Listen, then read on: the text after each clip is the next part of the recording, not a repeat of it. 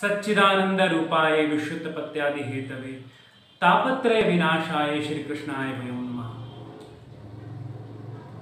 आज ये मेरा पहला वीडियो ज्योतिष के ऊपर आ रहा है। कुछ सब्सक्राइबर्स ने मुझे सजेस्ट किया कि आप एक वीडियो क्यों ना एक ज्योतिष पर भी बनाएं, तो आज मुझे लगा कि मैं आपसे साक्षात्कार करूं और एक छोटा सा वीडियो ज्योतिष के ऊपर बनाऊं।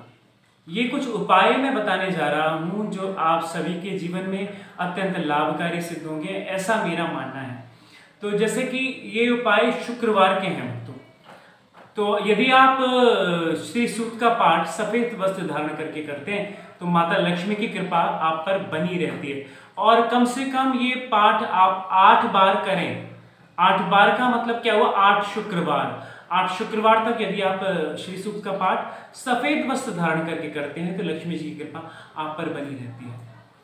शुक्रवार के दिन यदि पति पत्नी में बहुत तनाव रहता हो तो शुक्रवार के दिन प्रेमी जोड़े की फिगर फोटो जो भी आपको मिल जाए वो अपने बेडरूम में लगाइए, तो उससे भी आप पर एक तो तनाव कम होगा पति पत्नी के बीच का और लक्ष्मी जी की कृपा भी बनी रहेगी।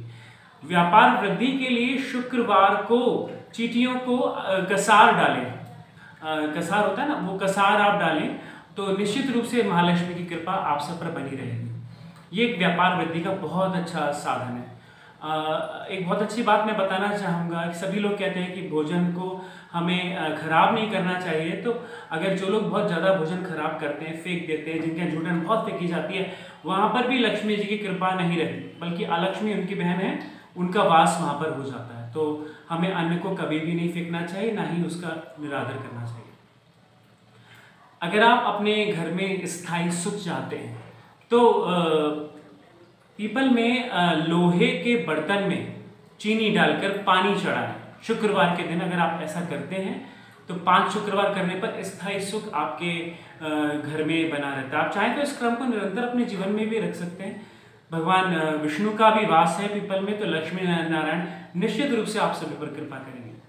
यदि बहुत धन हानि होती हो, यानी आपके घर में यदा कदा धन जो है वो हानि हो जाती है उसकी, तो आप एक बहुत अच्छा उपाय शुक्रवार को कर सकते हैं कि घर के मुख्य द्वार पर गुलाल को छिड़क कर आप वहाँ दीपक जलाएं शुक्रवार की शाम को, तो आपको लक्ष्मी की कृपा बनी रहेगी और जो धन हानि लगातार हो रही है वो रुक जाएगी। शाम को ईशान कोण में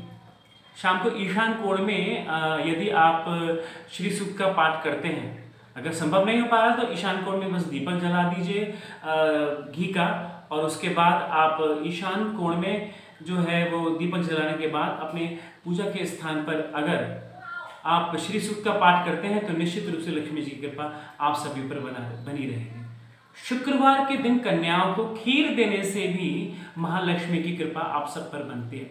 एक और छोटी सी बात कहना चाहूँगा कि मैं भी प्लांट लवर हूँ, तो मुझे प्लांट्स से बहुत प्यार है, तो कुछ प्लांट्स के विशेष प्रयोग भी मैं आपको ज्योतिष के बता देता हूँ। जैसे बिल्व पत्र, बेल का पत्र जो होता है, उसका वृक्ष जो होता है, यदि अश्विनी नक्षत्र को एक रंग वाली गाय हो, जैसे चाहे तो भूरी हो, चाहे वो काली हो, चाहे वो मतलब एक रंग होना चाहिए उस गाय का, अगर आप अश्विनी नक्षत्र को एक रंग वाली गाय के दूध में एक बेलपत्र डालकर किसी ऐसी स्त्री को खिलाएंगे जिसको संतान नहीं होती है, तो भगवान शिव की कृपा से उसको संतान अवश्य प्राप्त होती है। बरगद का बहुत अचूक उपाय है कि यदि आप बरगद के पेड़ को अश्लेषा नक्षत्र में अपने भंडार गृह में रखते हैं तो माँ अन्नपूर्णा आप पर सदा कृपा बनाए रहती हैं।